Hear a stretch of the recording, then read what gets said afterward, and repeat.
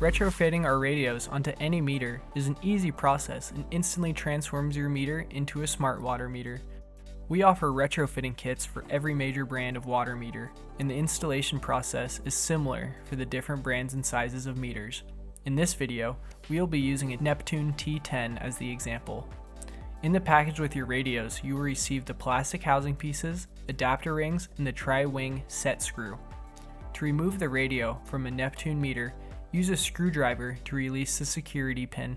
This works best with a swift motion to release the pin without breaking it. After removing the old register, take the half-ring adapters and slide it over the ears of the meter. It is important that the ears fit into the respective slot to ensure a secure fit.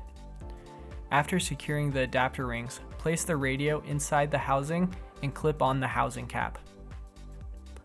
Place the radio onto the adapter ring and apply solid downward pressure and snap it into place.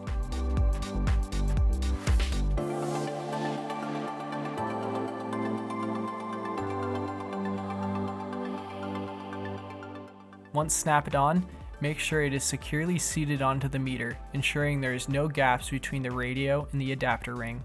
The meter is now installed correctly and has begun collecting data.